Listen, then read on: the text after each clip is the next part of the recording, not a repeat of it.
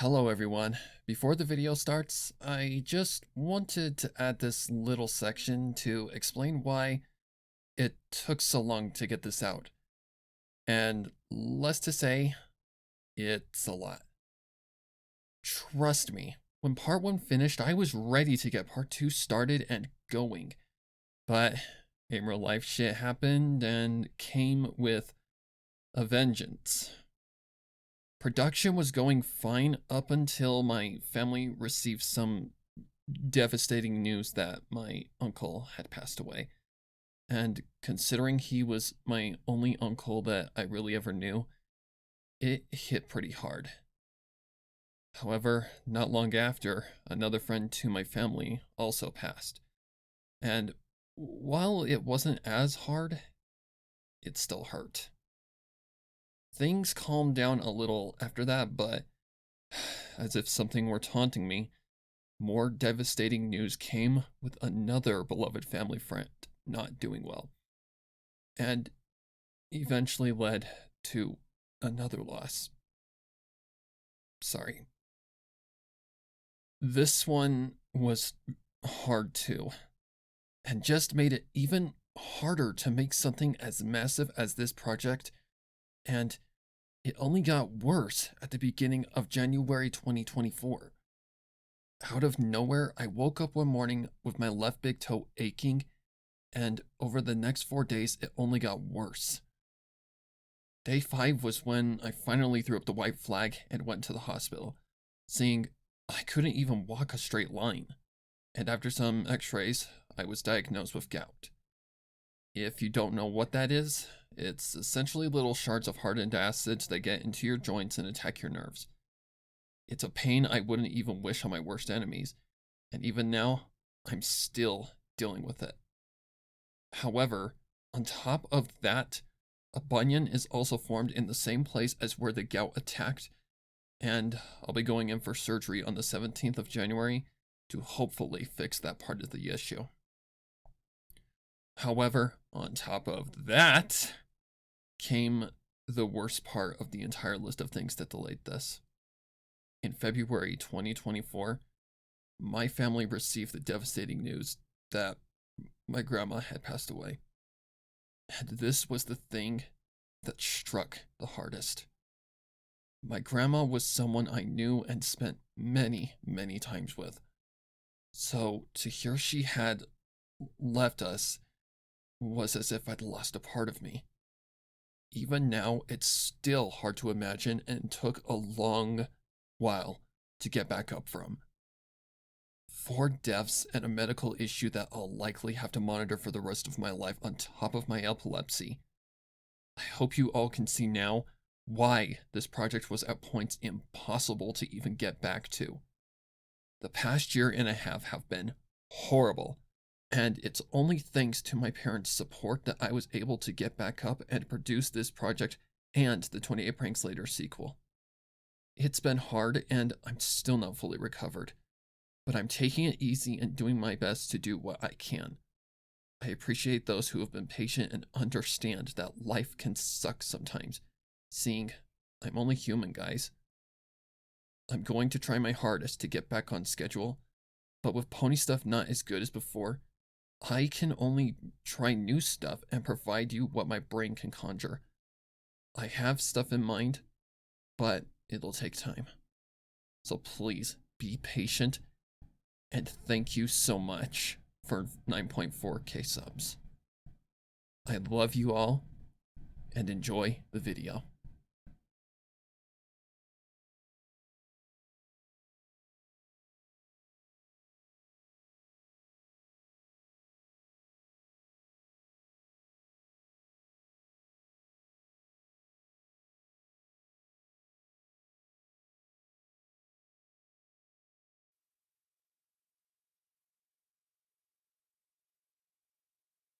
Nine years later.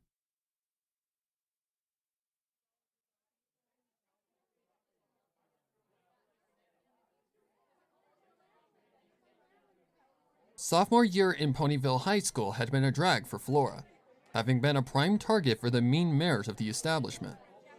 She was a quiet and contempt student, unlike the majority of the plethora of adolescents on the curvature of learning whatever the establishment had to offer. That wasn't what the mean mares liked. They considered mares like Flora bait. It had been hard ever since that horrible night when Darwin Fleur had finally received his just desserts from his own daughter, having been the very night that Flora had lost every fiber of her innocence. Lily had been very lucky that the injury she'd received was nothing that the doctors couldn't have fixed. She had been smart not to remove the knife, otherwise the end result would have not been so fortunate in Lily's favor. Potentially fatal, seeing the blade had been the only thing keeping large amounts of blood from her damaged organs from bleeding out internally. There had been a brief investigation by the police on the assumption of it having been a case of murder, but thanks to Flora giving clarification on the cause of Darwin's death being self-defense, every suspicion of it being murderous cause was dropped. Lily and Flora had decided to see this whole endeavor to Darwin's funeral to avoid the police suspecting them of any further malevolent actions, seeing they had planned to move after the fact. Their original living place had carried only bad memories, and they had wanted to start anew. So, they left, leaving behind any trace of Darwin Flair's existence. However, Flora had not recovered, still traumatized at the reasoning of her father's death being by her own hooves. Even as she grew from a filly into a mare, she carried that same burden, despite what her therapist or mother told her. She knew her father was a terrible monster who had not only violated her, but also her mother. But the fact remained that he was still her father, and children are not supposed to kill their own blood. That was the main reason why she couldn't escape her personal limbo. She thought herself a murderer of her own family. Lily had tried her best to persuade her daughter that she was not a killer, but nothing ever helped or changed Flora's mind, and she remained in that limbo for 9 long years, up until the day her personal state of immobile growth had finally shattered. That day was a bright sunny one in the cafeteria of Ponyville High School, a rectangular room that smelled of the day's serving. The serving was hay burgers with a side of fries and a drink to wash it down. A long line of pubescent adolescents crowded the entrance, but Flora was already seated on the farthest table of the cafeteria, slowly gnawing away at her barely tasty food on her plate. The hay rested between the 2 buns was brittle and tough to chew, so Flora had just decided to settle her stomach with the fries. A gloss adorned her hoof after each bite, the fries being greasy and slightly soggy. Despite the clear health hazard, she just stomached them, her stomach grumbling as an objection to skip lunch. In the midst of her isolated self-company, something broke the quiet, another plate joining her on the opposite side of the table. Flora suspected it to be one of her everyday bullies, here to taunt her and throw food in her face, but upon the pony speaking, she knew that wasn't the case. Hi. This voice was different, subtle, and monotone, but carried a hint of care underneath. Flora just kept her head low and didn't answer, hoping for the pony to just move to another table. They didn't, and persisted instead. You're Flora, right? The one who doesn't talk to any pony? Flora continued to just stay quiet, still hoping for this stranger to lose interest and go elsewhere. They didn't, and continued to persist. I see how it is. It's okay. I know what you've been through and how badly it fucks you up. Flora's eyes widened, both at the carefree F-bomb and comment on knowing what she'd been through. How could she know? She was just a random stranger. Let me guess. You've either had a terrible dad or mom, or you've done something that you can't let go of because you think it's your fault. Now Flora was getting scared. How the hell was she guessing everything related to her past? Was she a time traveler or mind reader that could see her darkest thoughts? What was happening? Flora thought about getting up and leaving, but part of her wanted to hear what this mystery mare had to say. Curiosity was a dangerous thing, But what could a teenager do to her in front of hundreds of other ponies? She raised her head slowly to meet the mystery mare's gaze, meeting them almost instantly. I see I've hit the nail on the head. The mare said, her features being that of a usual goth. She was a unicorn with a ghost white body and a long black mane with a single purple stripe adorning it, her left eye being cloaked by it. Her visible eye was a dark violet, and her body was adorned with several goth-style attire such as spiked bracelets, a necklace with a skull as its main feature, and a black t-shirt with rips and tears. Her expression spoke little emotion, her one eye half shut and lips neutral, neither frowning or smiling. Flora was intimidated, but she just went with it, keeping her eyes on the mare. What do you want? She speaks. Good. And here I was thinking you wouldn't even speak. That shows there's definitely some hope for you after all. Flora was beyond confused and seconds from getting up and running, but something kept her seated, too intrigued at this strange mare. I don't understand. Who are you? And what do you want from me? Flicking her mane from her covered eye, she responded with something Flora would have never expected. Do you notice anything about this eye? The mare questioned, pointing to her left eye. Flora looked over the eye carefully, and up until Jane Doe averted her gaze elsewhere, did Flora realize the difference. Her left eye didn't move with the other one. Flora gasped at the realization, and upon discovering the difference, it was enough for Flora to see that she wasn't lying and actually had good intentions. It doesn't move. That's because it isn't real, and it's my reminder of what my parents did to me as a foal, and what I had to do in defense to save myself from further damage. Flora was shocked, having not expected this to be how her day would go, as much as how relevant this mare's case was to her past. She just kept listening as the mystery mare covered her left eye again.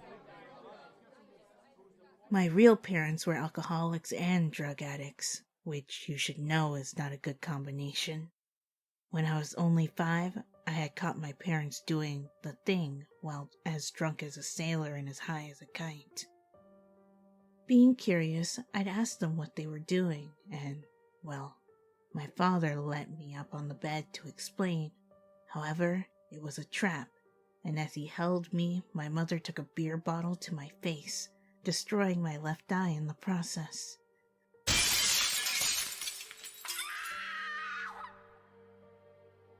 Unbelievably, the hit didn't manage to knock me out cold, and I managed to get away and hide. I couldn't reach the doorknobs at the time, so I couldn't get out of the house to yell for help, and just hid somewhere I felt safe. It worked, but only briefly, and considering I was starting to lose lots of blood, I knew I had to get out and find help. Due to the blood loss and trauma, I don't remember the majority of how I found a way, but I did, and managed to find a window to crawl through. Once I was out, I just remember screaming in the streets for help, and one of the neighbors found me. My parents were arrested on the spot, seeing they were far too out of it to even pass the breathalyzer or speak full sentences. Upon analysis of my wounds and skull, I'd been lucky to even live. My skull was fractured, my eye was beyond saving, and had I not been found any sooner, I probably would have died from the blood loss. My parents were put in prison for child abuse, and now I live with my grandma. But for the longest time, and unknown reason, I blamed myself for their imprisonment. It was mainly because I was too young to understand, but just like you, I couldn't let it go. I knew they had tried to kill me that night, but they were still my parents, and for some reason, I blamed myself for what happened to them. That is, up until I started making friends again and learned better. Friends I'd like you to meet, Flora. Flora was stunned at this mare's tale of survival, having brief flashbacks of the night her father attempted to kill her. She could see what she was trying to say now, but she was scared to confront her past again. What makes you so sure you can help me? We're two different ponies with different paths. You may have been able to recover, but what if I can't? You're right, but you'll never know if you can until you try. Trying is the first step to recovery, Flora. However, you have to take those steps on your own. The conversation was interrupted by the school bell, signaling lunch hour was over. The pony stood up from her seat, relaying one last comment before returning to class. Name's Sarah, by the way. Come by the football field after school if you want to take my offer.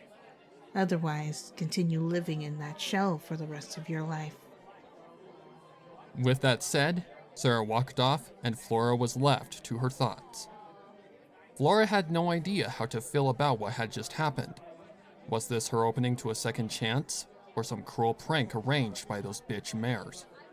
The only way to find out was to try. Could she even attempt to try? She had until the final school bell to decide.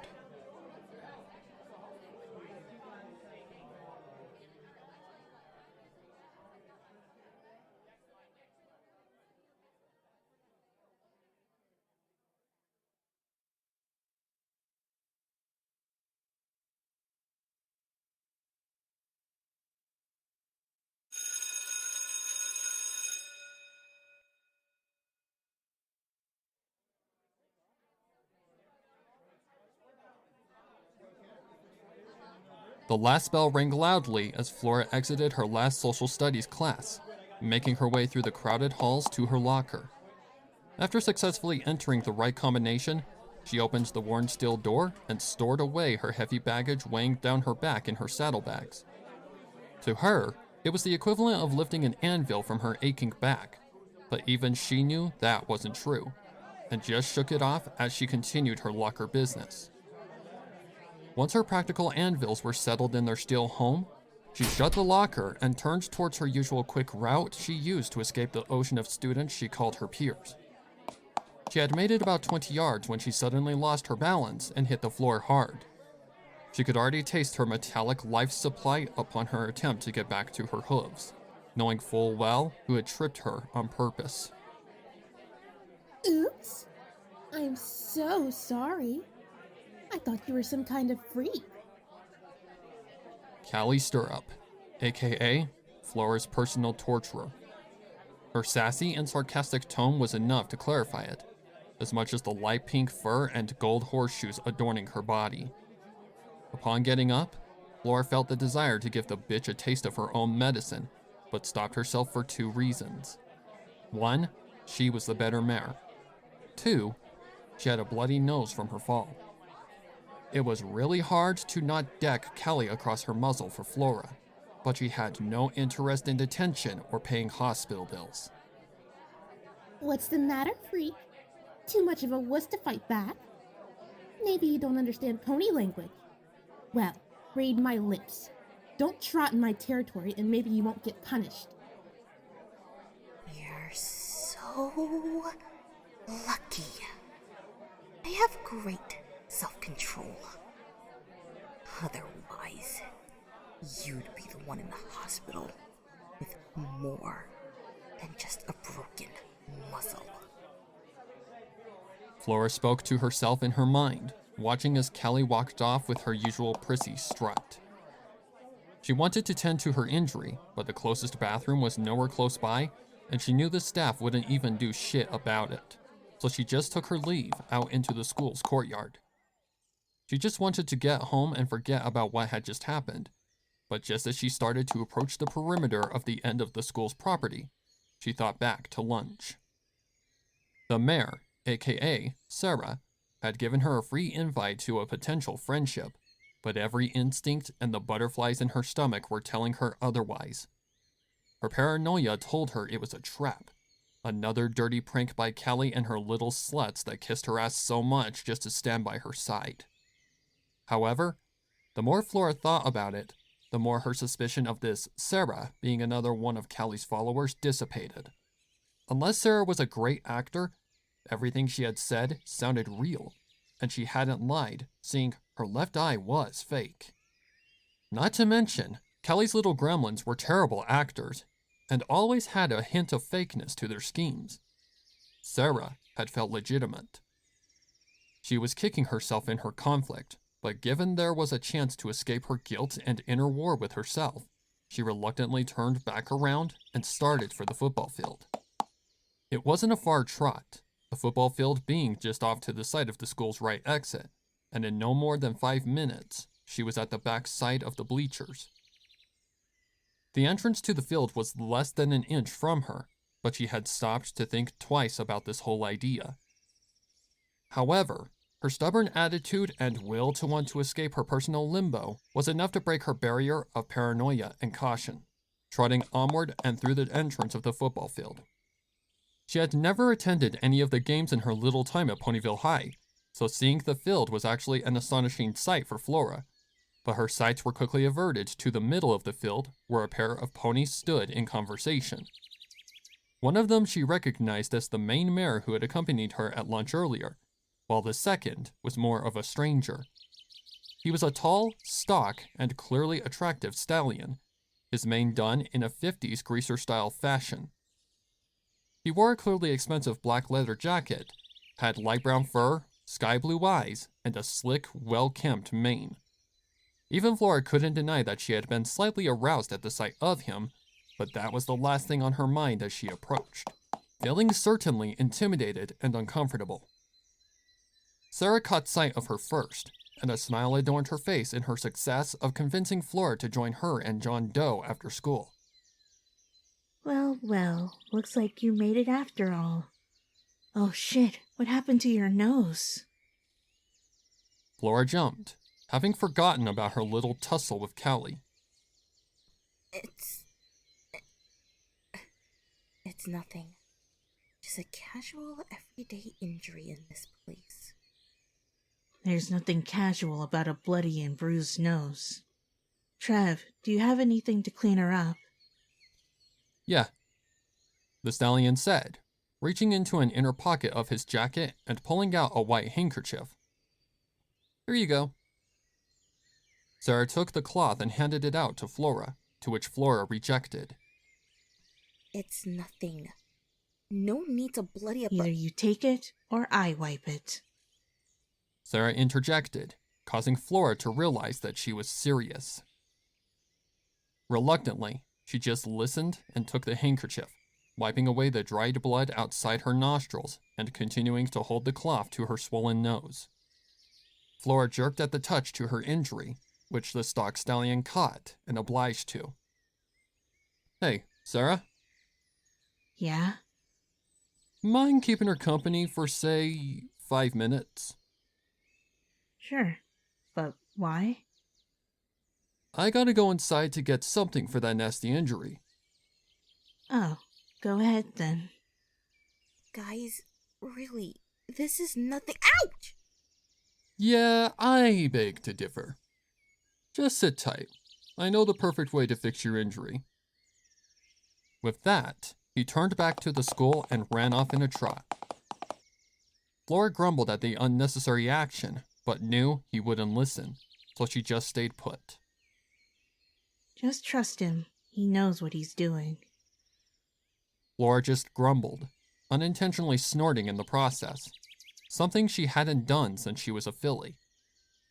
5 minutes later, the stallion returned in a hasty trot, carrying something like a bag in his lips.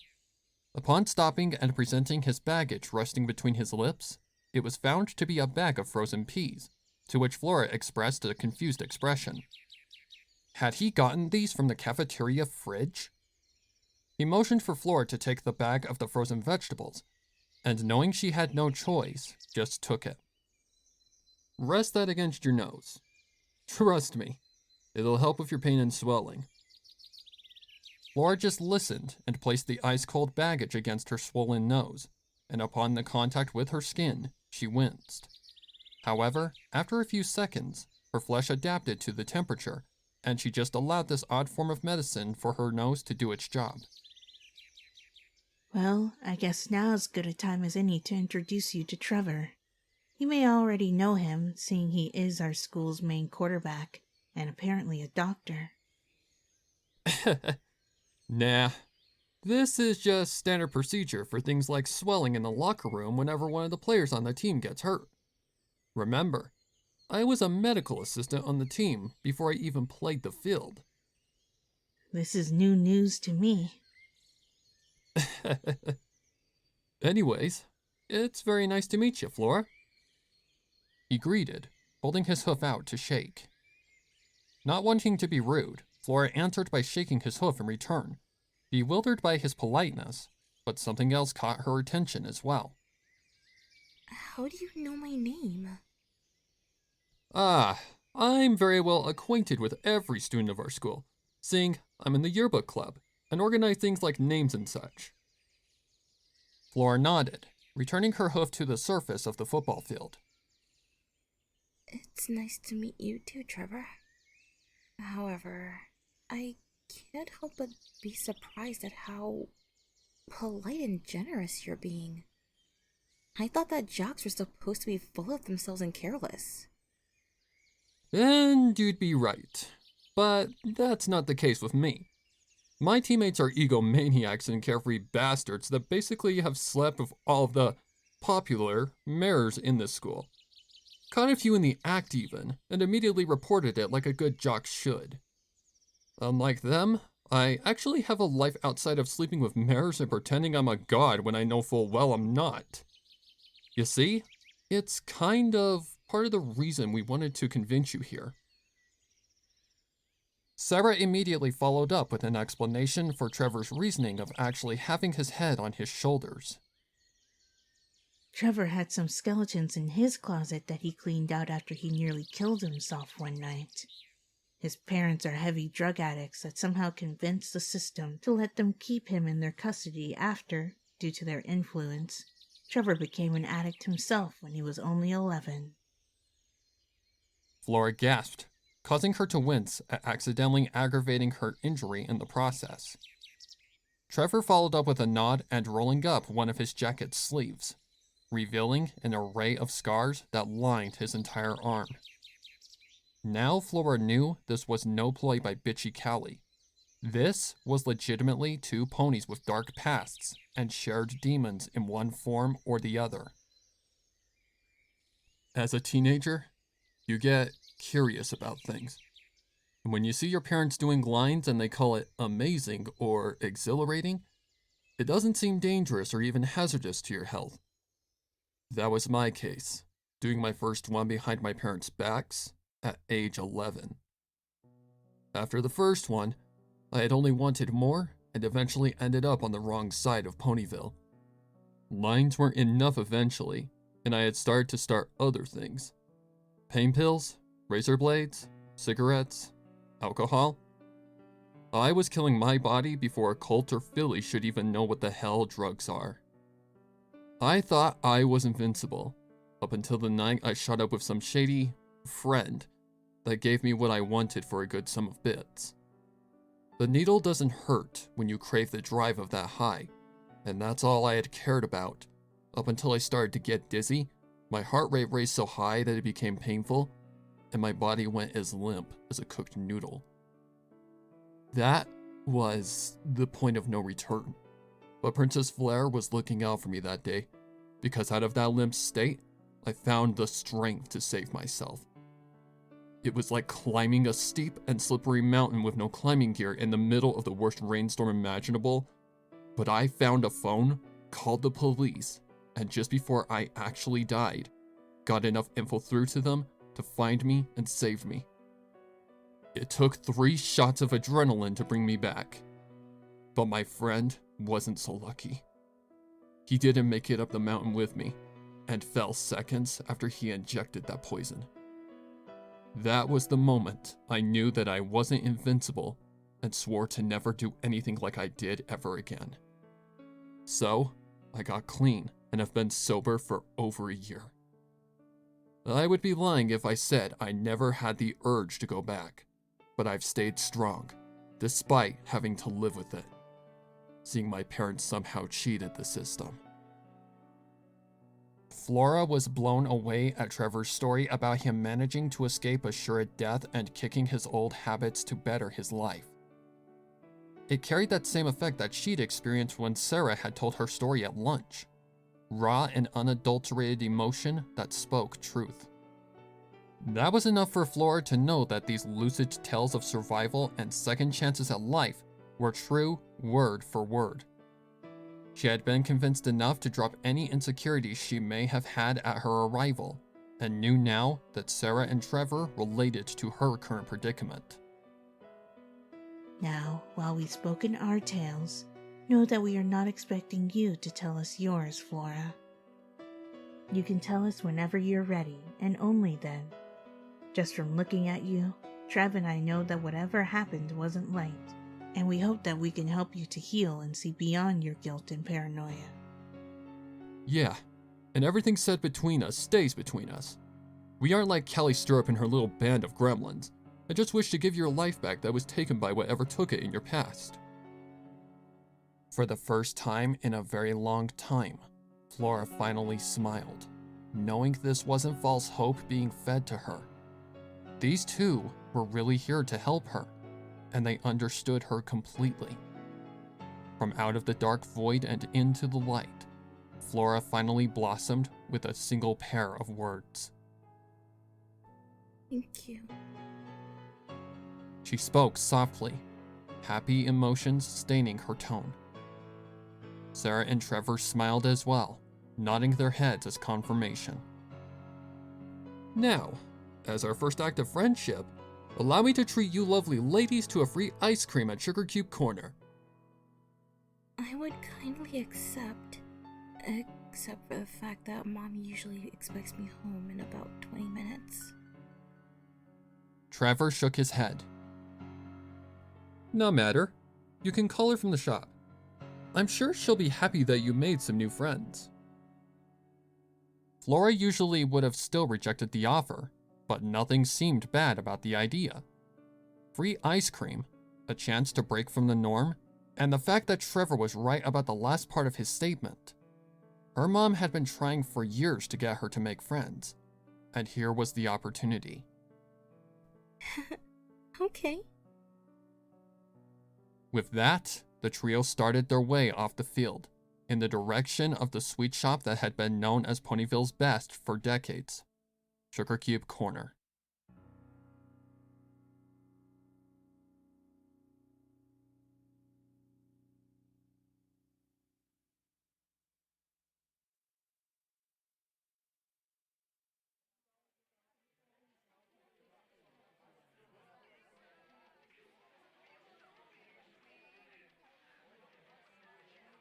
The delightful smell of an assortment of sweet delicacies filled the vacant space of Sugar Cube Corner as Flora and Sarah sat in wait for their free treats. Flora had gone simple and ordered a lighter treat named Firework Swirl, while Trevor and Sarah had gotten their usuals with a much higher price tag. This was actually Flora's first time ever coming to Sugar Cube Corner, so she had no idea what was good and bad on the massive menu. She'd heard around school that it was the best place to go for anyone with a sweet tooth, and Flora was one with a massive craving for sweet treats, but her introverted nature had made her sweet tooth dwindle over time. This would be her first real sugary concoction in a long while, and she was slightly nervous. Never had Sugar Cube Corner before? Flora shook her head, to which Sarah winced at, similar to when you get surprised or confused. Damn, girl.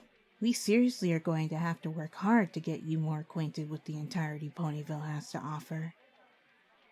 Flora blushed, a sheepish smile meeting her face. How's your nose, by the way? Still a little sore, but the peas really took down the majority of the swelling. Looks like you were right about him. I've known Trev for a while, and he's one to even overreact to the smallest of wounds. One time, I barely scraped my knee when I fell off my bike, and freaked out so much that he ran back to his house to get a band-aid. We were miles from his house, and my scrape wasn't even bad enough to draw blood. So it just goes to show how much he cares about his friends, as much as any pony for that matter. Sounds like losing his friend to the stuff actually messed him up more than he thinks. Mm-hmm. While he claims they weren't a close friend or anything, I think there were some ponies he cared about dearly. That's why I just let him get the Band-Aid that day, because I know it's a coping mechanism, and if he's happy, I'm happy.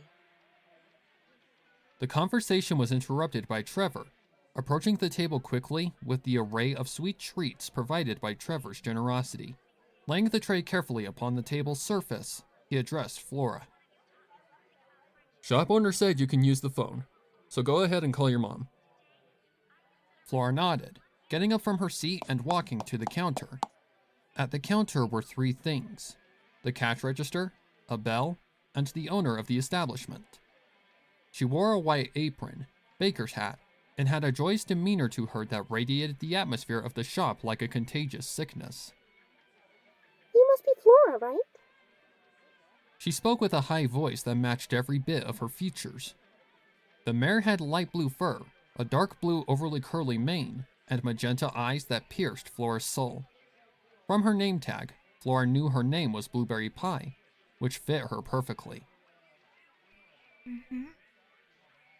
Blueberry turned from her briefly to grab and slide the shop phone from behind the counter, allowing Flora to dial her home phone number. With a simple dial and 2 rings, Flora had her mother on the line. Hello? Hey, Mom. Flora? Where are you? You had me worried. I know. Sorry, but I'm fine. I'm with some new friends at Sugar Cube Corner. One of them offered to take me here for some ice cream, so I accepted after they promised to let me call you. That's fantastic. I'm so glad to hear that, sweetie. However, when do you think you'll be home? If I had to guess, probably an hour or so. Sugar Cube Corner doesn't fully around when it comes to quality. Sounds like you're having fun. Are they school friends? Yeah, I just met them today, and they weren't one of Callie's cohorts. I'm so glad to hear that, honey. This is what you need, so please give it a chance. Don't worry, Mom. These 2 actually seem real, and not just other fake friends. That's good. All I ask is that you be home before dark, okay? I will. Alright, dear. Have fun, and I love you. Love you too, Mom. Bye. Bye. With that, Flora hung up and allowed Blueberry to take the phone back behind the counter. After that, she walked back to the table and took her seat, noticing the gargantuan ice cream cone before her that extended easily 5 or 6 inches from the cone's top base. Flora had no clue where to begin, so she used a provided spoon to start from the very top, taking the bite into her mouth. Upon the cold sweet hitting her tongue, her eyes bulged at the taste. It was a mix of layered flavors, starting with cherry, then mixing with a blueberry, a sweet orange, banana, green apple, and lastly, a grape. But that wasn't it. After the fluctuation of separate flavors, she suddenly started to feel a mild tickling sensation on her tongue, and only until she opened her mouth did she hear what it was. A sizzling sound escaped her mouth, and mixed with an array of flavors as if fireworks were going off in her mouth. Now she knew where the name came from, and she was loving the experience permeating her entire oral cavity. I'd say that's a fitting reaction to that specific treat. Quite an explosive experience. Must be your first try. I acted the same way when I got that for the first time. The sizzle stops after a minute or so. No need to worry. Flora nodded, downing the mixture and giving herself a second before going into the sweet again. Did you know that treat got its name from the Pegasus who did the sonic rainbow? What was her name again? Oh, You mean Rainbow Dash? Yeah, that's her. Kinda a weird name to give it. Don't you think it would be called something more fitting like the Rainboom or Dashing Delight? That would make a lot more sense, but Pinkie Pie didn't name it, so maybe it was done by request. Flora winced at the mentioning of the name and the fact that it ended with pie. By any chance, did this Pinkie have anything to do with the shop? Yep. She used to work here, back before it happened. Flora's curiosity instantly spiked. Trevor was leaving something out. Something important. Before what happened? Trevor averted his gaze to Sarah, as if he were needing permission or something. Should we tell her? Why not? As long as we keep our voices low, we should be fine. With a sigh, Trevor returned his gaze to Flora's, waving his hoof to direct her closer to him. Flora didn't object. She just followed and joined Trevor and Sarah in the privacy of the middle of the table. You ever heard of the Apple Family Massacre? Flora shook her head as an answer, allowing Trevor to continue. Before I tell you, you must know that you cannot mention this to any pony, not even your mom. It's a subject that was banned from history by Princess Fleur 2 decades ago, and it's basically an illegal thing to talk about. Flora nodded, intrigued and slightly intimidated at the words. All right, to keep it brief, 20 years ago, this town was practically a pig's pen to a family of serial killers that lived on a farm just outside of Ponyville. It started in secrecy at first, up until the day that the youngest of the family was murdered by the leader of the massacre in cold blood, Bittersweet Applejack. She was a twisted mare who would use fear and desperation as a tactic to send the inhabitants of Ponyville to their assured deaths in the slaughterhouse of the farm, through a grinder that would siphon their blood into this town's only food source at the time, the Apple family's homemade applesauce. However, before the grinder took their lives, the victims would be bound and tortured in sadistic and horrid ways that only the sickest minds could conjure. Some would be tortured for days, while others took weeks or even months.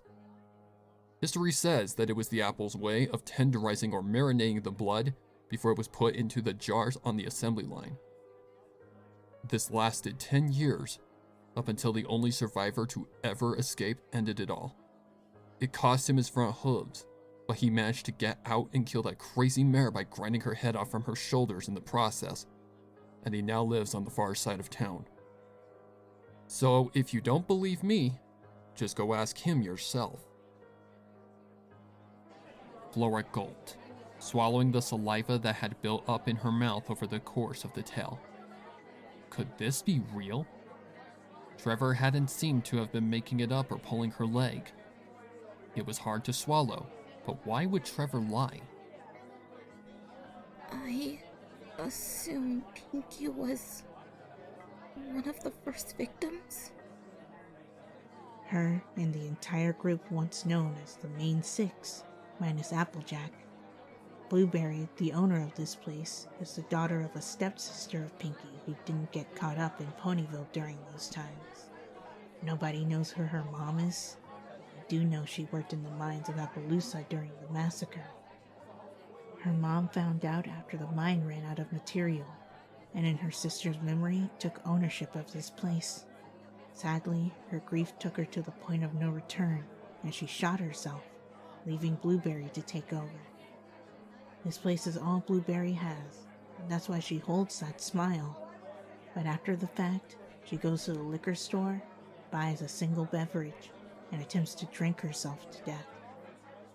She's nearly succeeded 2 times, but the doctors managed to save her. Flora's gaze averted to the front counter, Blueberry serving a customer with that contagious smile. She had a hard time believing that her smile was merely a mirage to something much more broken behind it. But why would Trevor or Sarah lie about something so grim?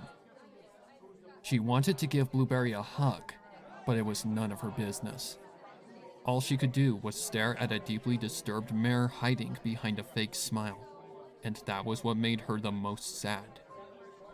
Once she stopped looking, she returned to her ice cream, the rest of her time in the shop being quiet and bleak.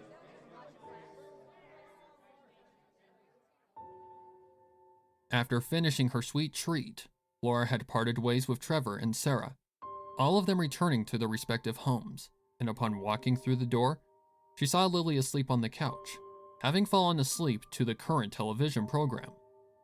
She had thought about waking Lily up, but decided against it after pondering for a minute. Her mother hadn't slept well in a while, so any amount of sleep was good for her in Flora's eyes, so she just walked past the living room and to her bedroom at the far end of the hall to her left. Closing her door, she flicked on her lamp and laid down atop her bed.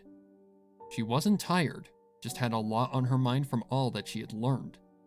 She couldn't believe that something so horrible had happened in the town she now occupied, and her curiosity was only more anxious about what else may have happened during that decade. Eventually, her brain ran out of juice, and unknowingly, she had passed out. That night, she actually dreamed of something other than black space. She dreamed of happy things like Trevor and Sarah, her mother, the hopeful positive future she had hoped to reach, and the sensation of that giant sweet treat she had somehow consumed in Sugar Cube Corner.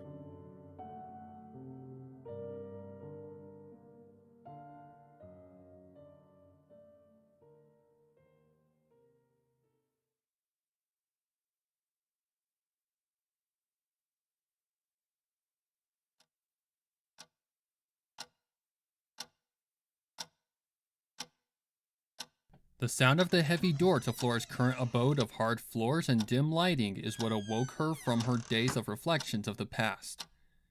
It had felt like she'd fallen asleep, but she had been fully aware of her eyes being open and her current situation while reminiscing on the good times she'd had with her now deceased friends beyond her reality. This was how this mess had all began. The spark that lit the inferno of her curiosity wanting to delve deeper into the mysteries of Ponyville's worst disaster ever since its discovery.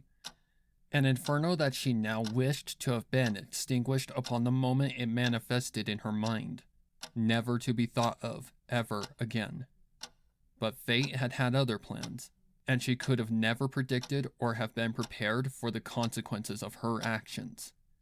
It was the exact reason why she knew now that she had to fulfill Henry's dying wish, and never stop until Bittersweet Applejack and her twisted family were sent to the deepest depths of Tartarus to receive their long-awaited punishments at long last. Looking up from the comfort of her hooves upon the table, she looked towards the door to see who had joined her in her temporary cold home. It was a stallion with a cream-colored coat of fur, dark blue eyes, and a mane of dark brown. His most catching feature was the bushy mustache dressed on his upper lip, giving the illusion that he had no top lip. This must be the officer that Blackhorn had mentioned prior to his departure. Good day, Miss Bloom. My name is Officer Darkwood. I'm a friend of the stallion who questioned you earlier. Hello, sir. Is there any word on when I can go home? That's why I'm here. There wasn't much to go on with your mother's case, so we've sent her body to the Canterlot morgue for further study on her cause of death. He paused briefly to break his professional demeanor to a more sympathetic one. It must be very hard for you right now, but just know there's always a light in the darkness. We'll be in touch, and we've arranged some officers to watch over your property, seeing there's potentially a felly napper loose, given your other current situation. That's not necessary.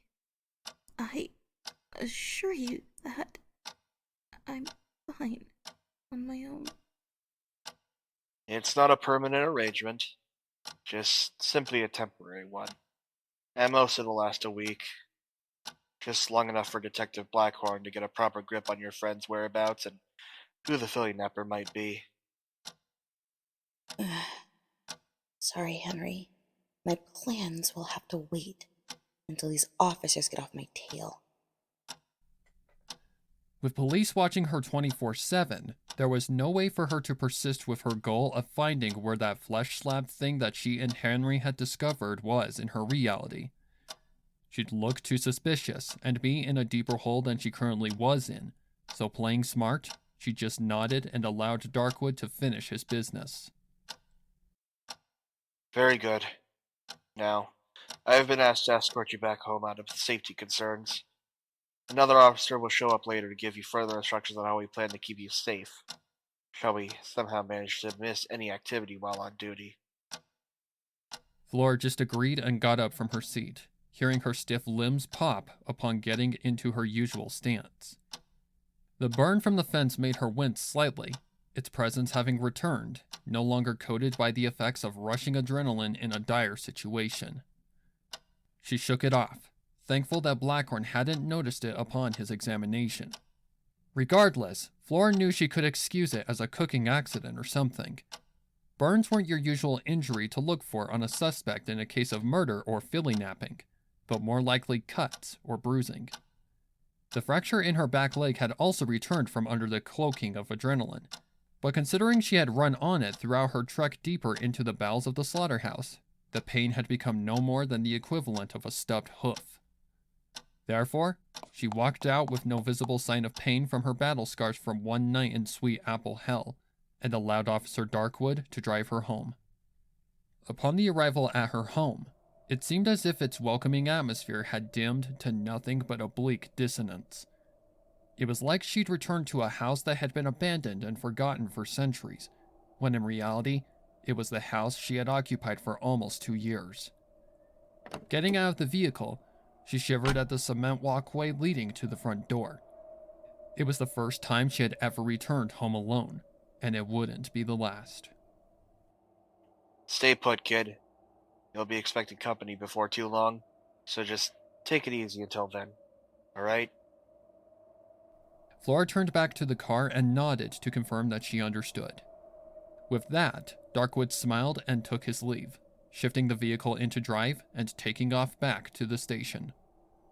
Once he was gone, Flora turned back to the unsettling house that was her home, and with slow and steady steps, walked to the door, turned the knob, and walked into a desolate scenery that she'd never forget as the place she'd found her mother's dead and frozen corpse.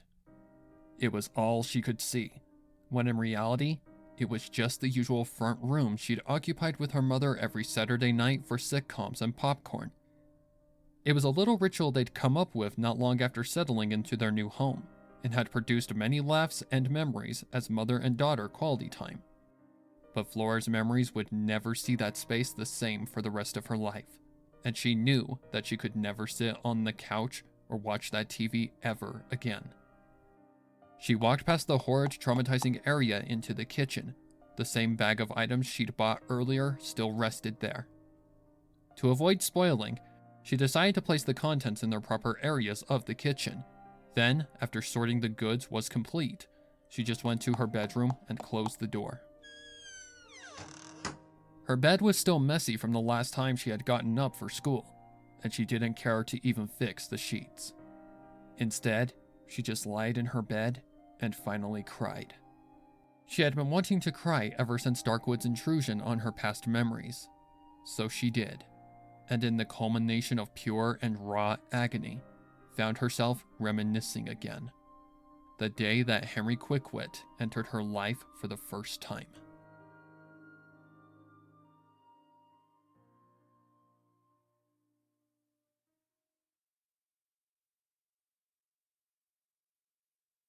One year earlier.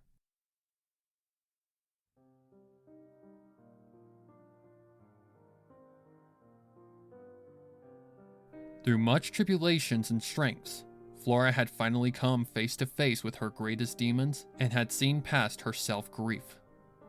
Trevor and Sarah had taken Flora's case slow and easy, allowing Flora to regain balance through the many adventures they had shared in their 2 months of friendship together.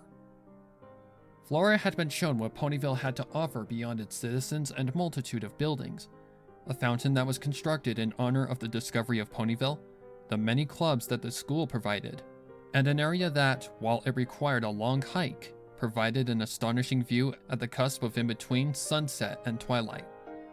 Many of the school's clubs seemed like a reason for Callie and her gang of ass-kissers to target Flora all the more, but it turned out having friends benefited in the case of security as well. No pony dared to fuck with Trevor or Sarah, mainly because Trevor's muscles were enough to intimidate any pony, and Sarah was known to actually put hexes on any pony who even dared to get on her bad side. It turned out Sarah was a pony able to see spirits and knew a thing or two about witchcraft, but nothing evil or potentially life-threatening. Flora hadn't believed Sarah about her hexes at first, up until she became a victim of one of her more playful hexes. It was a hex that made Flora belch loudly after taking a bite of her lunch the day she was shown how real Sarah's witchcraft was. It had been hilarious to say the least, and had only lasted until the bell rang for the next class. 2 bites had been enough for Flora to no longer speculate the existence of hexes, the rest of that lunch hour having been silent in Flora's case. The same case came with one night of ghost hunting, a single manifestation of a harmless pony spirit having been enough to prove to Flora that Sarah could indeed see spirits and contact them. Sarah had described the spirit detail for detail prior to the manifestation, along with their name as well, Cinnamon Swirl. Less to say, Flora's friendship with Trevor and Sarah had been very interesting and unique, but it was exactly the reason why she was now more talkative, open, and just happy altogether. She was a totally different mare who had escaped her shell of isolation and paranoia, and every trace of her past had been sealed away in her deepest memory banks to never arise again. However, through her happiness, she couldn't have helped but feel irritated at the new target Callie had set her eyes on. A new student that had just moved from Philadelphia to Ponyville, and was mostly quiet and kept to themselves.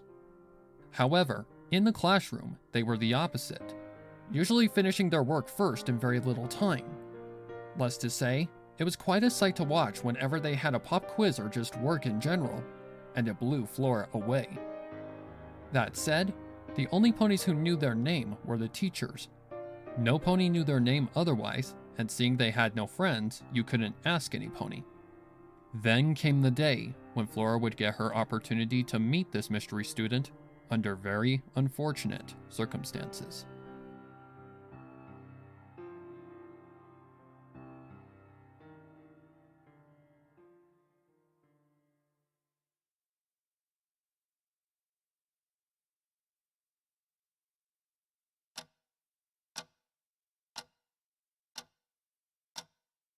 Flora's bladder ached for relief as she grabbed the provided classroom hall pass and scrambled out of her bore of an algebra lesson. A half hour still remained before she'd be free of the nonsense she'd never use in her life, and she wasn't going to risk the dam in her body bursting. She found the mayor's room not far from the class, walking as if she were drunk, holding her breath, and rushing to the nearest porcelain throne available. Lucky for her, no pony occupied the stalls, and without even thinking twice, seated herself upon one, closing and locking the stall door behind her. Not wanting to return to the Snorefest so fast, she chose to take a longer route back to the classroom. This alternate route was a 5-minute walk than the usual short route of 20 seconds, so she took her time, having no interest in drooling on her desk half asleep and muting out that lecture of how an X magically turned into a number. She rounded the hall on the far right side of the school, having passed other classrooms and been accompanied by only the static silence of the empty halls. Then, there was a disturbance to the quiet. It was distant and faint, but Flora could hear something like a shout or cry of disarray. It sounded like some pony was in trouble, and upon hearing high-pitched giggling accompany the pleas of distress, she knew exactly what was happening. She knew the giggles of Callie and her gang all too well, and it was clear that they were devouring some innocent victim that had just been going about their day minding their own business. Flora didn't even bother the thought of running to get the principal, knowing from her own personal experiences that it was just a waste of time. Callie was one of the staff's favorites who couldn't do anything wrong, so instead, Flora took the initiative and moved in a fast trot to the source of the disturbance of the natural quiet of the halls. When she finally found the source, she was surprised to find that it was the stallion's bathroom, and upon peeking into the ghost white walkway, 3 rears of 3 mares were in full visibility. You're such a loser, Harry Trotter. You couldn't get a mare friend even if you tried. Especially if you read. More giggling ensued, boiling Flora's blood in anger. But please, just leave me alone. A mid-range male voice called from in front of the trio. Not until you admit you're a loser and say books are garbage. Maybe then you might actually be able to get laid by some mare in this town. Callie, that's enough! Flora objected, fed up with this bitch's relentless behavior. Callie jumped at the sudden demand, turning to see who had interrupted her fun. Well, if it isn't the freak of the town. What do you think you're doing on my side of the school? I thought I made it clear to you that if you cross the line, things won't end well. Flora didn't flinch. She wasn't scared of this bitch anymore, and she made it clear. You don't own anything, you selfish bitch. I'll walk where I want to, when I want to. Now why don't you get lost before I report you for sexual harassment? Callie's expression shifted to anger, not used to being challenged by her victims. What did you just call me? I simply called you what you are, Callie. May I remind you that your little entourage isn't here to guard you? You best watch your tongue around me, freak. Otherwise, you may end up in more than just detention. It was an act of desperation, and Flora saw right through it. With no fear or intimidation, Flora gave Callie a huge wake-up call. I don't need bodyguards to protect me, Callie. The only pony who can't stand their own ground here is you. Seeing these two guards are flanked 24/7. Callie's confidence shattered like glass, having no comeback. Flora had just shot her down like a stone sinking in water. That's not... She trailed desperately, her words skipping and sweat starting to seep from her pores. You... She was done. Callie had just been shown just how weak she really was, and that Flora no longer feared her in any way. Ugh. This isn't over, Bloom. You'll pay for this, and will be begging for mercy at my hooves. Turning to her entourage of mindless sheep to the shepherd, she motioned them to follow her back to wherever they had originally come from with a violent turn of her head. They followed, and once they were gone, Flora turned to the victim of the entire situation, immediately recognizing the stallion as the new student who no pony knew the name of. He was cowering and crying in fear of the hopeless situation from his perspective, and Flora was sickened at the sight. This was beyond cruel. This was to the point of traumatizing, and probably would never leave the young stallion's mind to his grave. Walking forward, Flora reached out a hoof in greeting, to which the stallion, after a long while, took in kind. It's okay. I'm not like Callie and those other mares. Flora said, relieving the stallion and allowing him to finally speak comfortably. Thank you, miss. You're very welcome. Henry. My name's Henry. Henry Quickwit. Flora smiled, wanting to just hug Henry for the sake of comfort. He was an absolute mess, and it broke her heart to see a pony like this, especially considering that this was all because of Callie's actions, and it pissed her off. Well, Henry, my name's Flora. Flora Bloom. Laura. There was a momentary pause. I wish I could be as brave as you. You just attacked her without fear. While I cowered like a loser. Flora shook her head, remembering that she had once been in the same exact scenario before. I was once just like you, afraid and unable to stand up against her. And then I found friends and learned her weaknesses, and now I don't even let her intimidate me. After all, she's just another pony like you and me. The only difference is she prefers to attack others to please herself. Henry sighed heavily, lowering his head. I wish I could have friends, but no pony wants to be my friend.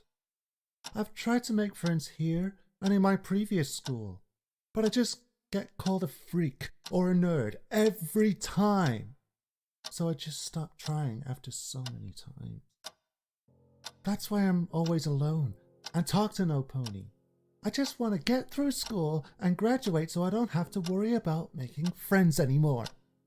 I'm tired of being picked on for my talents, and I don't want to be pushed too far again.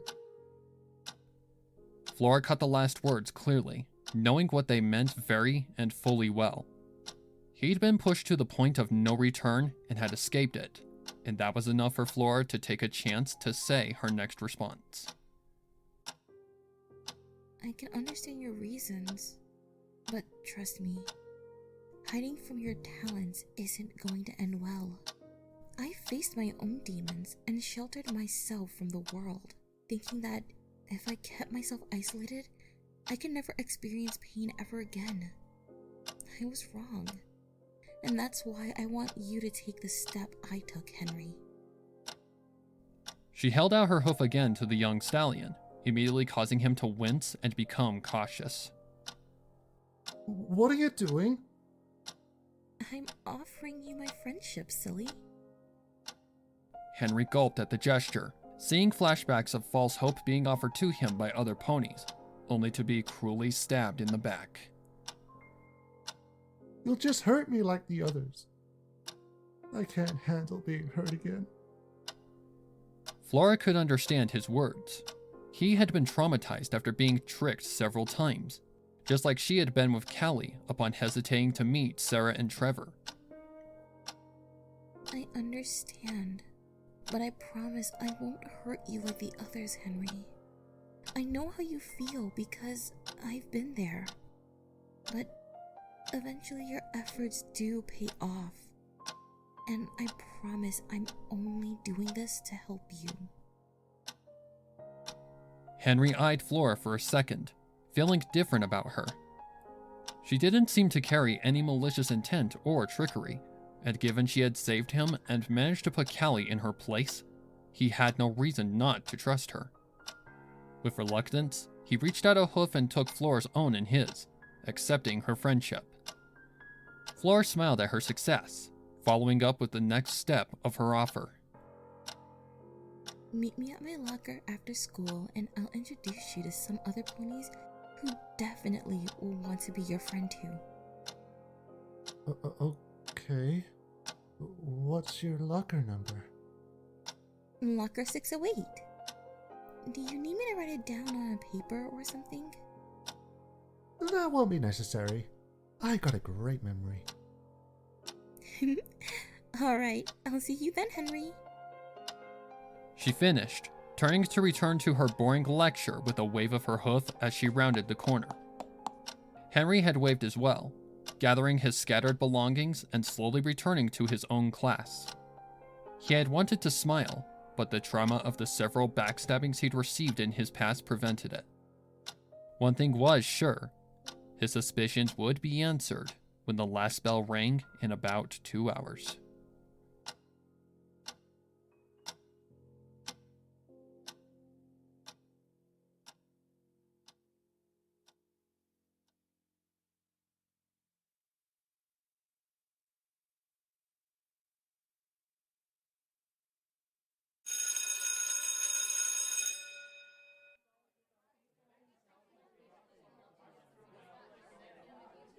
The 7th period bell erupted upon the stroke of 3 p.m., and in less than 5 seconds, the vacant halls of Ponyville High were crowded with the stallions and mares of said establishment. Flora was usually the last pony out of her classes, not wanting to get marauded by the massive stampede of adolescents that were in a rush to leave their practical 7-hour prison.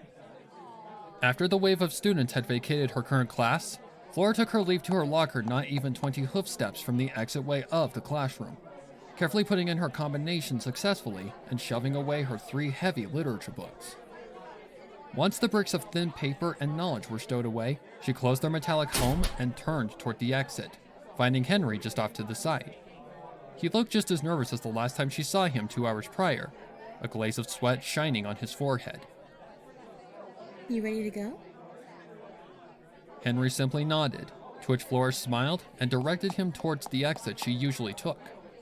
Pushing the door open, the sense of spring replaced the scent of a mixture of colognes, perfumes, and body odor that permeated the halls. Moving down the concrete steps into the courtyard, Flora found Sarah and Trevor conversing next to a provided bench.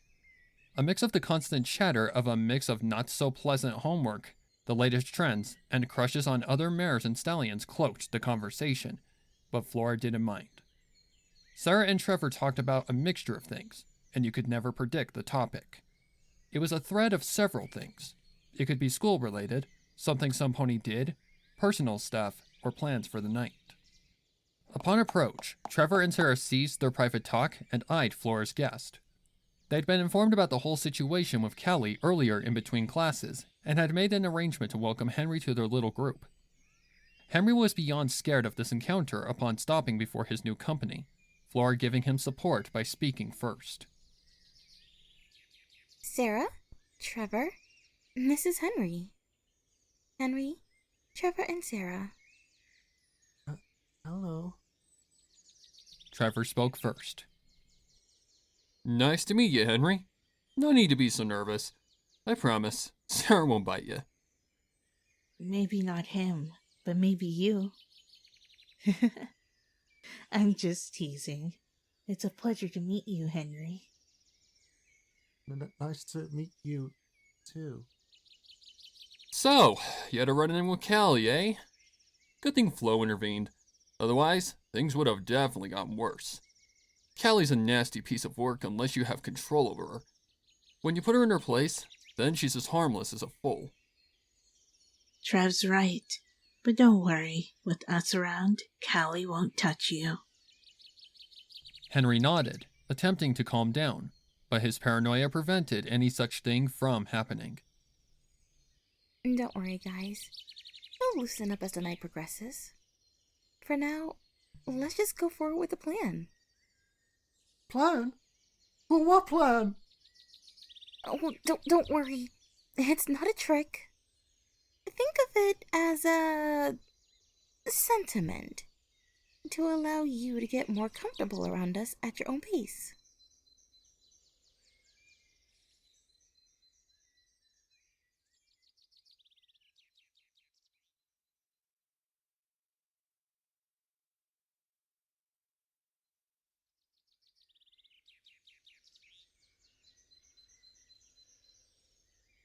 After making up an excuse to make sure Henry's parents wouldn't be worried about their son's absence, Flora, Sarah, and Trevor had led Henry to the outskirts of Ponyville, into an open field where their business would remain private. They sat in the form of a circle, setting their saddlebags off to the side and just enjoying the fresh air and warmth of the sun beaming down on them and the entirety of their hometown. Henry was a nervous mess, but given nothing malicious seemed to be in the midst of their resting spot, it started to gain his hoofing a little bit. Trevor had taken off his leather jacket and was currently laying back on the soft grass with his front hooves acting like a support for his head. Hell yeah! I haven't wanted to do that since lunch hour. He commented, allowing himself to just bathe in the bliss of his freedom from his suffocating attire. I don't know how you even manage keeping that thing on all day, especially in temperatures like this. It's not easy, but it's either that or having my past in full display for every pony to see. Henry chimed at that comment, having noticed the clear scars lining Trevor's arms. Wait, you're a drug addict? Was. These scars are simply reminders of a past me that I'll never become again. Flora put a hoof on Henry's shoulder, assuring him that Trevor was being honest. Henry, we all have a secret we like to share, and that's why we came all the way out here where no pony will hear us. These secrets you are about to hear is what makes us three alike, and we've each supported one another by working to confront the demons that once haunted us through friendship and care. The first step to healing is confronting the issue head on. However, know that we don't expect you to do so right away. Healing also takes time, and confronting whatever demon you may have will require courage and strength. So, you've brought me here to face some issue I may have? No. This is simply our way of showing you who really are beyond the faces that you see every day at school, as much as why you're here. Henry felt as if he were being initiated in some occult group, but for some odd reason, he didn't feel like these ponies were lying to him and really only wanted to be his friend. Was it odd? Yes. However, nothing seemed malicious about this, but he still had one question for the three of them to seal the deal. One question first. What is it? How did you know I won't tell the school about your darkest secret? Do you really have so much trust in me? That was a good question, but Flora already had the answer, given her first meeting with Henry earlier. Because you aren't like those ponies. And you gave me a chance. Just like I said when we first met today. I promise that we will never hurt you, Henry. We just want to give you a chance to know what it's like to have friends in your life. Bullseye. Henry could hear a sincerity in Flora's voice, his right hoof being gripped softly by both of hers in a gesture of comfort and trust. If Flora had trust in these other two ponies, then he had no reason to fear them as another batch of evil bullies. With a long sigh, he finally allowed his nerves and paranoia to settle. All right. I'm ready. He confirmed, following with Trevor speaking his tale of how he escaped death through an unfathomable amount of strength and will. Next came Sarah's tale of how she had lost an eye, and even as a filly, managed to save herself from bleeding to death. However, when it came to Flora's turn, she had to take a moment to prepare herself. Hers was by far the most impactful, seeing no pony expects a filly to even have the ability to murder their own father. Taking in a breath, she finally started to speak, knowing this was definitely going to shock Henry beyond belief. My dad was an asshole. And one night I heard a sudden crash, like shattering glass in the kitchen, while I was playing in my bedroom. Scared, I went to check and found my dad cornering my mom in the kitchen, along with a terrible odor of alcohol. My mom played it off as my dad accidentally dropping his dinner plate. But then my dad said he had a surprise for me, and I had to come closer to see. Next thing I knew, my mom was tackling my dad to the floor, and upon seeing the knife stab into my mom's side, I knew my dad's true intentions with me. I was shocked to say the least, and I just couldn't move at the shock. Up until my mom dropped me.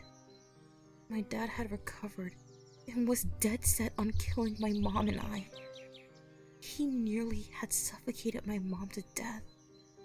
Up until I acted and wrapped myself around that bastard's neck as tight as I possibly could. I'd saved my mom's life, but apparently she was so out of it that she couldn't stand up and help me take him down. I just held on as tight as possible as he tried his hardest to knock and pull me off, and he was nearly dealt with up until my hooves gave out. I fell to the ground hard, and before I could get away, my neck was already clenched tight. I was losing strength and visibility, so I just reached for something to save me, and when I found something, I just attacked. I flung whatever I had into him as many times as possible. And up until I had regained enough oxygen, had I realized what I had done. There was blood everywhere, and my dad was dead on the floor from multiple stabs through his neck. I murdered my own father. And for so long, I looked at myself as a murderer, an ungrateful pony that didn't deserve to live that night.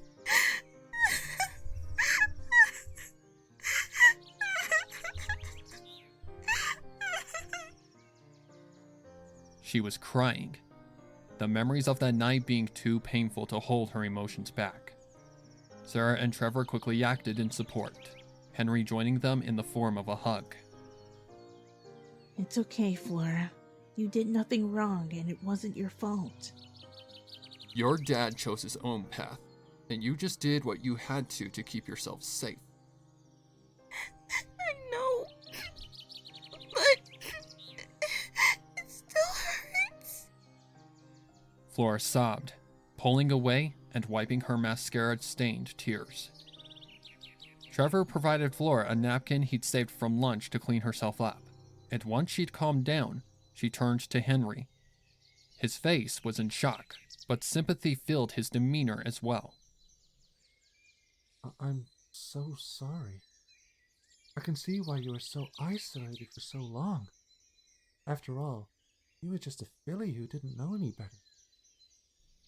Flora smiled, accepting Henry's words in kind. Thank you, Henry. Now do you see why you're here? And why we want to help you and be your friend? Yes. I also see I have no reason not to trust any of you anymore. That's great to hear. Henry sighed, preparing himself for what he was about to say.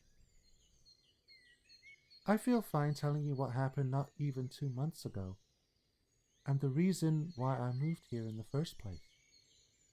Take your time. Taking another deep breath, Henry started to speak of his darkest memory. Having a talent that gives you both knowledge and reflexes beyond that of the average pony can be both a gift and a curse. That's my case, having dealt with it my entire life.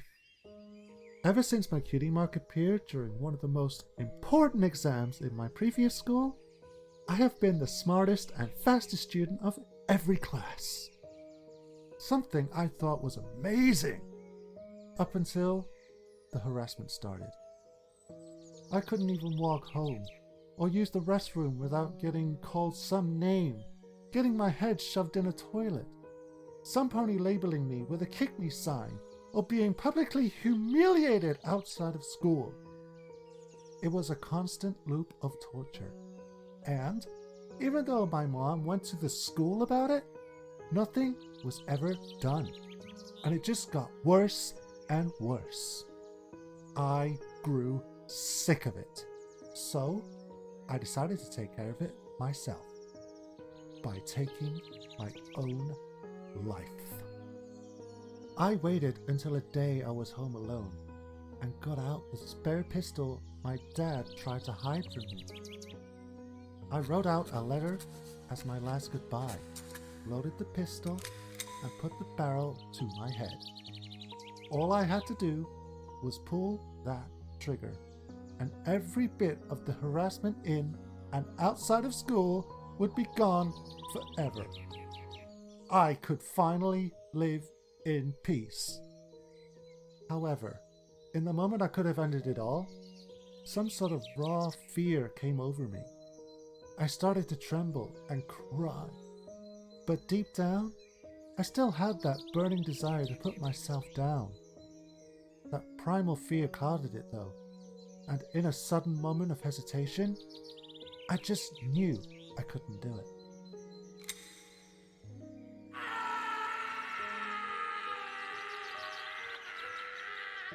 I put the gun down and screamed in anguish and guilt. I cried at myself. And in the midst of it all, my parents found me and knew what I had tried to do. That was the last straw for them. And they went to the school about it, threatening to sue them unless something was done about the harassment. As always, nothing was done about it. So we moved away and left behind those terrible memories. Ponyville High has been more timid, but I fear in making friends because no pony wants to really be my friend.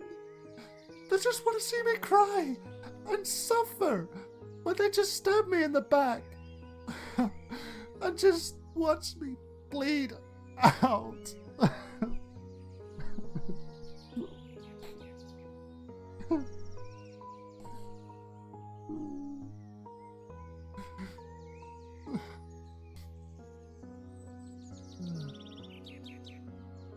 Henry finished, and Flora and the others were horrified at Henry's tale.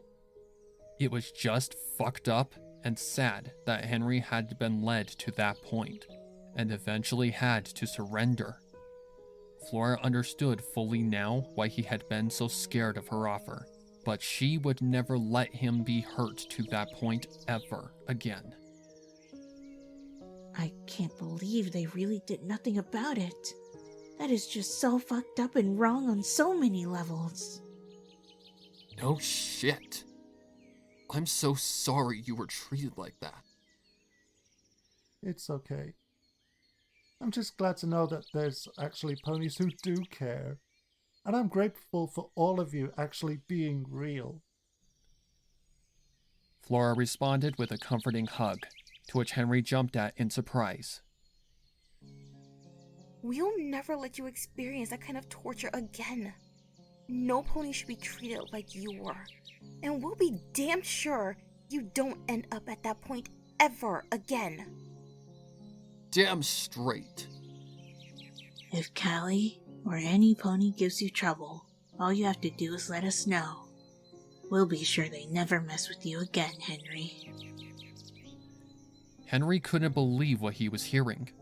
Ponies were actually supporting him, and he felt like he could finally live normally again.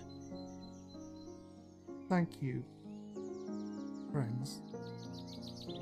He said happily, a smile grazing his face and happy tears leaking from his eyes. Flora wiped his tears with a clean side of her mascara-stained napkin, smiling and assuring Henry. No more crying. You have friends now, and have nothing to fear anymore. Henry nodded, causing Flora to smile and engage him in another hug. He accepted it this time, feeling like a whole different pony from who he was when he woke up that morning. All this talk has made me hungry. Any pony up for a hay burger? My treat. That's just accepted, Henry. Trev isn't one to back down. Henry caught the words as serious, and he just decided to play along to save time. Alrighty then, hay burgers it is. Sweet! Last one there is a rotten pony. Trevor challenged, getting up and starting to run back towards the bridge into Ponyville. Hey, wait up! Flora didn't persist in the chase, helping Henry back up and gathering her luggage. Come on! Let's get going before we lose them! Sure. Henry responded, starting to walk alongside Flora to the local hay burger shack in town.